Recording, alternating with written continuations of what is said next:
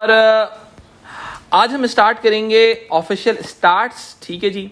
Official starts दरअसल एक secondary quantitative data है। क्या है बेटा? Secondary quantitative data. Secondary quantitative data का मतलब क्या होता है? एक ऐसा डेटा जो कि किसी और सोर्स के थ्रू कलेक्ट किया जाए और न्यूमेरिकल फॉर्म में अवेलेबल हो। क्या हो बेटा? न्यूमेरिकल फॉर्म में अवेलेबल हो। ठीक है। जब मैं कहता हूं सेकेंडरी क्वांटिटेटिव डेटा है तो इसका मतलब यह है कि डेटा न्यूमेरिकल या स्टैटिस्टिकल फॉर्म में अवेलेबल है। ठीक है। और सेकेंडरी है तो इसका मतलब है collected through other sources, collected through other sources, यानी कि ऑलरेडी अवेलेबल डेटा को आप यूज कर रहे हो अपनी रिसर्च के अंदर। ठीक है। जब आप सेकेंडरी रिसर्च की तरफ जाते हो तो बेटा जब आप किसी और सोर्स के थ्रू डेटा को कलेक्ट कर रहे होगे तो आपका टाइम भी कम लगेगा, कॉस्ट भी कम लगेगी। ठीक है। लेकिन ये हर मेथोडोलॉजी के लिए अप्लाई नहीं हो सकता। कुछ मेथोडोलॉजीज के लिए अप्लाई हो सकता है, कुछ मेथोडोलॉजीज के लिए अप्लाई नहीं होगा। क्वांटिटेटिव है तो भाई बहुत सिंपल सी बात है, न्यूमेरिकल फॉर्म ऑफ डेटा है तो मैक्रो लेवल एनालिसिस पॉसिबल होगा इसका। ठीक है। क्या होगा? मैक्रो लेवल एनालिसिस, यानी कि आप मैक्रो लेवल रिसर्च कर सकते हो। ऑफिशियल स्टैटिस्टिक्स का एक्चुअल में अगर मैं मतलब पूछूं तो ऑफिशियल का मतलब गवर्नमेंटल अथॉरिटीज, स्टैटिस्टिक्स का मतलब नंबर्स। सही है। यानी कि वो नंबर्स जो गवर्नमेंटल अथॉरिटीज की जानिब से रिलीज किए जाते हैं। सही है। लाइक अगर मैं बात करूं पॉपुलेशन सेंसस के हवाले से, ठीक है, पॉपुलेशन रिलेटेड डेटा क्या होता है? लिटरेसी होता है, क्राइम रेट होता है। ठीक है। बहुत ही सिंपल सी बात है पॉपुलेशन रिलेटेड डेटा, जिसके अंदर आप बोलोगे एम्प्लॉयमेंट रेशियो हो गया, पॉपुलेशन रिलेटेड डेटा। ठीक है। क्राइम रेट हो गया।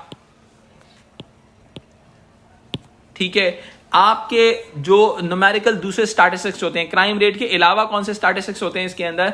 वो स्टैटिस्टिक्स होते हैं बेटा जिस तरह से आपका एम्प्लॉयमेंट रेशियो हो गया। ठीक है। कितनी rural to urban population ratio हो गया। सही है। रूरल टू अर्बन यानी कि कितनी पॉपुलेशन रूरल एरियाज में रहती है, कितने अर्बन एरियाज में रहती है। आप डिफरेंट पॉपुलेशन सेंसस को यूज करते हुए एनालाइज कर लोगे। अब मैंने क्या कहा? This is a quantitative form of data. This is a quantitative, यानी कि वो डेटा जो ऑफिशियल स्टैट्स के थ्रू आएगा वो आप पूरी सोसाइटी पे इंप्लीमेंट कर सकते हो। सही है जी। अच्छा, अब होता क्या है? प्रॉब्लम क्या है इसका? जो सबसे बड़ा प्रॉब्लम जो होता है हमारे पास ऑफिशियल स्टैट्स का, जिसको हम डिस्कस करते हैं, वो होता है इसके डार्क फिगर्स। क्या होता है? Dark figures. डार्क फिगर्स का मतलब क्या होता है? DAR के फिगर्स। डार्क फिगर्स का मतलब यह होता है कि भाई अंडर रिप्रेजेंटेशन और over representation, under representation and over representation. Under representation का मतलब क्या है कि क्राइम रेट को आप अंडर रिप्रेजेंट करोगे। सही है। उस चीज को अंडर दिखाओगे और आप क्राइम जो वो होगा लिटरेसी रेट होगा उसको आप ओवर रिप्रेजेंट करोगे, उसको ज्यादा दिखाओगे। सही है। जैसे मैं आपको बहुत सिंपल सी एग्जांपल देता हूं। हम कभी कभी कंपेयर करते हैं ऑफिशियल स्टैटिस्टिक्स को, यानी कि गवर्नमेंट ने जो नंबर्स दिए हैं उनको नॉन ऑफिशियल स्टैट्स के साथ, नॉन ऑफिशियल स्टैट्स के साथ। लाइक NGOs का डेटा होता है। Official stats are linked with the governmental authorities. Non-official stats are linked with non-governmental authorities, यानी कि non-governmental organizations, जिसको हम NGOs कहते हैं। ठीक है। जैसे आपको मैं बहुत ही सिंपल सी एग्जांपल देता हूं। पाकिस्तान का लिटरेसी रेट अगर आप विकिपीडिया पे सर्च करें या गूगल पे सर्च करें तो ये आएगा 45 to 55% के बीच में आएगा। 45 to 55% के बीच में आएगा। डिफरेंट सोर्सेज डिफरेंट कहती हैं। ठीक है। यानी कि अगर मैं अप्रोक्सीमेट ये बात कहूं कि भाई आधी पाकिस्तान की पॉपुलेशन क्या है? वो लिटरेट है, पढ़ी लिखी है। बात समझ में आती है? जबकि मैं दूसरी तरफ अगर मैं आपसे एक बात कहूं, सही है, दूसरे साइड के बारे में बात करूं, कि गवर्नमेंट ऑफ पाकिस्तान की डेफिनेशन क्या है लिटरेट होने की, तो वो डेफिनेशन है boss, any person who is able to write his name is literate. हर बंदा जो साइन कर सकता है वो लिटरेट है, जो अंगूठा छाप कर रहा है, थंब इंप्रेशन दे रहा है, वो लिटरेट नहीं है, वो लिटरेट नहीं है। अब मेरी बात समझिएगा, इस डेफिनेशन के मुताबिक तो हर वो बंदा जिसको रीडिंग राइटिंग कुछ भी नहीं आती, उसे अपना नाम किसी ने लिखना सीख लिया, वो लिटरेट कहला दिया। बहुत सारे लोग होते हैं जिनको, भाई आपके बहुत सारे वर्किंग क्लास में बहुत सारे लोग ऐसे होते हैं जिनको पढ़ाई नहीं होता, जिनको सिर्फ अपना नाम लिखना आता है। हाँ, ये अपना नाम लिख सकते हैं गंदी सी राइटिंग के अंदर, सही है। लेकिन गवर्नमेंट ऑफ पाकिस्तान की डेफिनेशन के मुताबिक वो बंदा लिटरेट कहलाएगा, सही है। लेकिन दूसरी तरफ अगर मैं यूनाइटेड नेशंस की डेफिनेशन की बात करूं, यूनाइटेड नेशंस कहती है any person who is able to write his one page letter, any person who is able to write one page letter in any language of the world, that person may be considered as literate. तो उस definition के मुताबिक पाकिस्तान की सिर्फ 16 से 17% population है, वो क्या होगी, लिटरेट डिक्लेयर की जाएगी, पढ़ी लिखी डिक्लेयर की जाएगी, ठीक है। तो ये तो बड़ा ड्रास्टिक डिफरेंस आ गया, ये तो बहुत ज्यादा ड्रास्टिक डिफरेंस आ गया। अब क्या हुआ, this is all about the over representation of statistics, and we just got to know about this over representation of statistics with the help of non official stats. हम नॉन ऑफिशियल स्टैट्स के through इस element को, इस correlation को understand करने की कोशिश करें। ठीक हो गया जी, यहां तक समझ में आती है। अच्छा, अब मुझे एक सवाल का जवाब दीजिए, बहुत ही सिंपल सी बात है। यहां पर मैंने कोरिलेशन क्रिएट कर लिया, रिलेशनशिप क्रिएट कर दी। अब मैं इस बात को जब थोड़ा सा आगे लेके चलता हूं तो हमें क्या बात समझ में आती है। अब हम थोड़ी सोशियोलॉजिकल एग्जांपल्स की तरफ भी बात करें, ये भी आप एग्जांपल यूज कर सकते हैं ओवर रिप्रेजेंटेशन, अंडर रिप्रेजेंटेशन में। एमिल दर्केम की जो स्टडी थी, दर्केम की जो स्टडी थी, जिसके अंदर, जिसको हम सुसाइड का नाम देते हैं, एक्चुअल में इस स्टडी के अंदर एमिल दर्केम ने क्या यूज किया था, इसने ऑफिशियल स्टैट्स को यूज किया था, सही है। ऑफिशियल स्टैट्स के थ्रू उसने क्या किया था, उसने कोरिलेशंस क्रिएट करने की कोशिश की थी।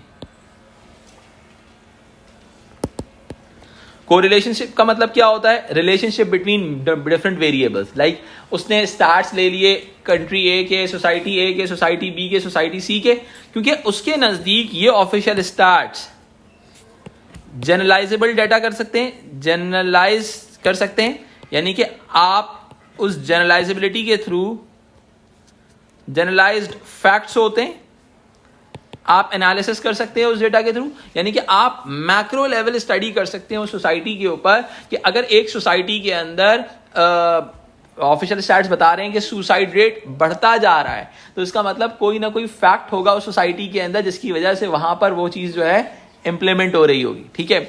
अच्छा, अब क्या होता है, ऑफिशियल स्टैट्स क्या करते हैं बेटा, कोरिलेशंस बताते हैं, यानी कि रिलेशनशिप बिटवीन डिफरेंट वेरिएबल्स, यानी कि डिफरेंट वेरिएबल्स के दरमियान होने वाली रिलेशनशिप को बताते हैं कि अगर ये चीज होगी तो ऐसा हो जाएगा, सही है। कॉजेशन भी बता सकते हैं official stats, cause and effect वाली बात, रिलेशनशिप, यानी कि ये चीज हो गई तो ये चीज भी हो सकती है, ये चीज भी हो सकती है, इतने % लोग सुसाइड करेंगे, इतने % लोग खुद को इस तरह से मारेंगे। Suicide A formula, suicide B formula, correlations आ गया, सही है। दूसरी तरफ क्या है, हम हमारे ऑफिशियल स्टैट्स कॉजेशंस में भी हेल्प करते हैं, ठीक हो गया जी।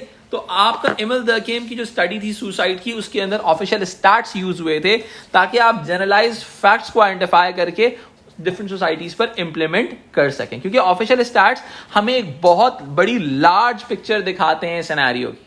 क्या दिखाते हैं, लार्ज पिक्चर, ठीक है। हमें पता चलता है कि ऐसा भी हो सकता है, ऐसा भी हो सकता है और ऐसा भी हो सकता है, यानी कि हमारे पास पॉसिबिलिटीज क्रिएट होती हैं चीजों के हवाले से। ये we got to know this thing के यार ये तमाम चीजें पॉसिबल हैं, सही है। और सबसे अच्छी बात जो ऑफिशियल स्टैट्स की होती है, उस पर गवर्नमेंटल अथॉरिटी अप्लाई हुई होती है। ऑल्दो वो डार्क फिगर्स रिप्रेजेंट कर रहे होते हैं, लेकिन गवर्नमेंटल अथॉरिटी की एक स्टैंप होती है उसके ऊपर। लाइक बहुत सिंपल सी बात है, इस डार्क फिगर्स की एक बहुत बड़ी वजह पता है क्या होती है, अंडर रिपोर्टिंग होती है। क्या होती है बेटा, अगर आप कराची में रहते हैं तो आप बड़े खुशनसीब इंसान होंगे अगर आपका फोन नहीं छिना, सही है। तो भाई अब इस डार्क फिगर की वजह क्या होगी, आप में से कितने लोग हैं जिन्होंने फोन से बंद करवाया और उसके बाद उन्होंने रिपोर्ट नहीं किया। भाई पुलिस थाने जाके कौन बिला वजह की अजियत बर्दाश्त करे यार, ठीक है। अगर आपने ज़्यादा बड़ा केस वेस खोल दिया, अब पुलिस आपको बुलाएगी कि भाई आओ बताओ हमने चोर पकड़े, ये तो नहीं था। जितनी मरतबा पुलिस चोर पकड़ेगी आपको बुलाएगी, वो आप चोर को अपनी शक्ल दिखा के बिला वजह आप फंसोगे थोड़ी, ठीक है। तो आप बहुत सारे लोग अंडर रिपोर्ट नहीं करते क्योंकि वो इतनी बड़ी लीगल बाउंडिंग्स का शिकार नहीं होना चाहते, तो सर एक्यूरेट नहीं होता ना ये, बिल्कुल। इसी वजह से under they represent the dark figures, ये डार्क फिगर्स रिप्रेजेंट कर रहा होता है। जी सर, मिसरिप्रेजेंटेशन बिल्कुल ऐसे ही होता है, मिसरिप्रेजेंटेशन, स्केप गोटिंग होती है इसके अंदर बहुत ज्यादा, एग्जैक्टली।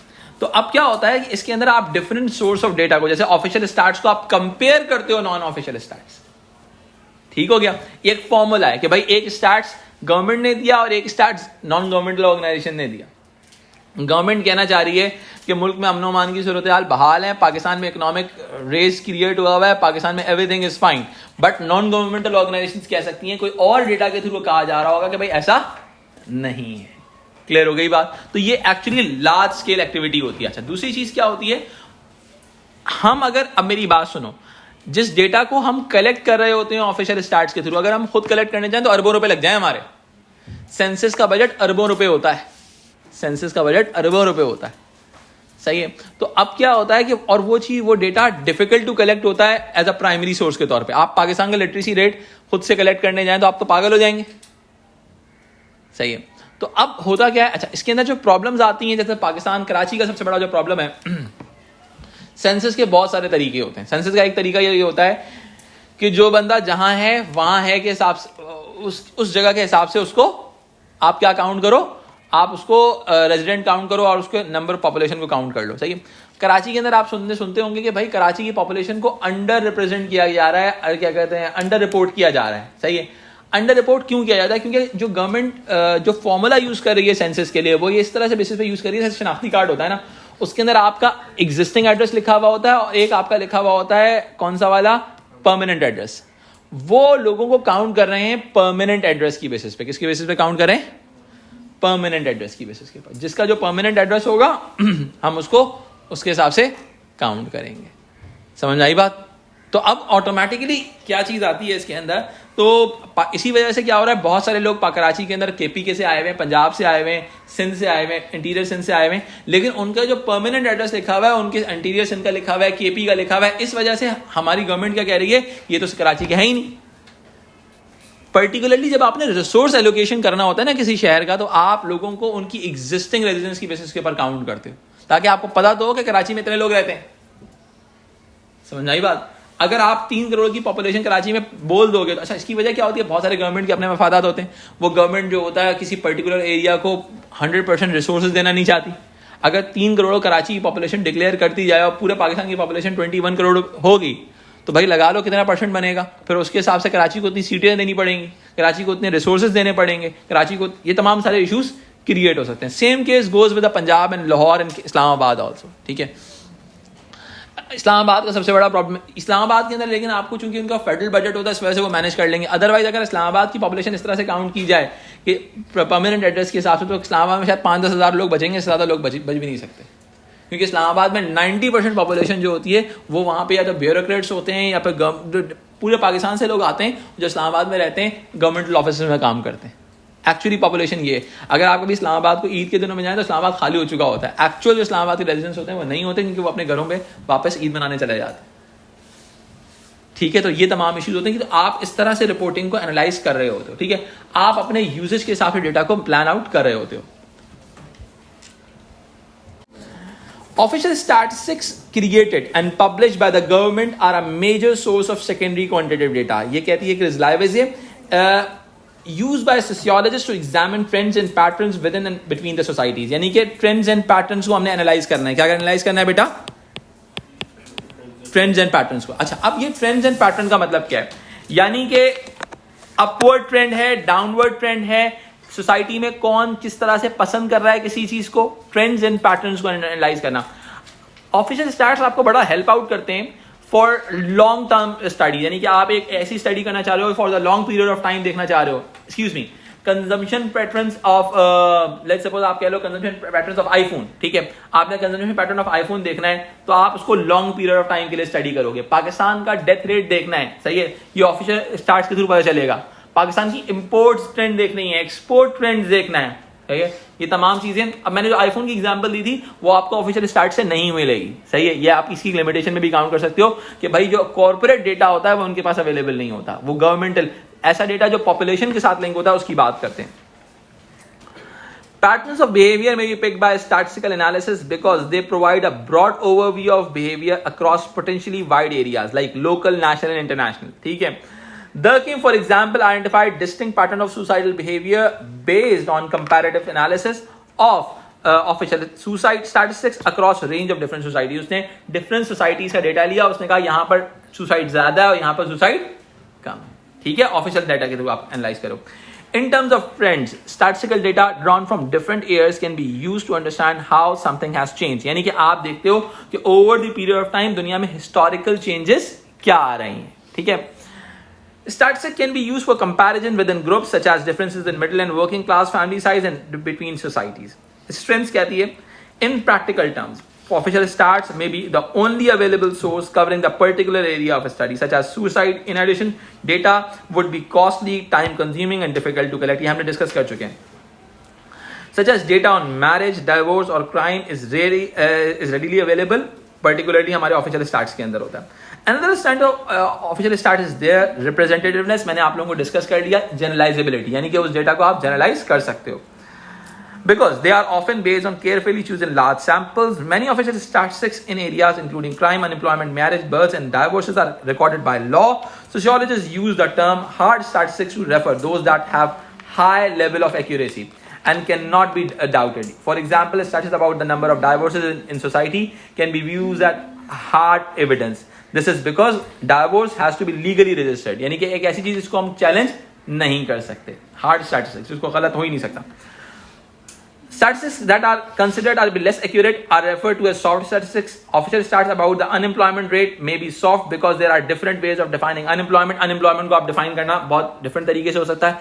अब एक बंदा let's suppose एक unregistered business कर रहा है, आप उसको कहोगे unemployed है क्योंकि उसका डेटा कहीं पे मौजूद ही नहीं।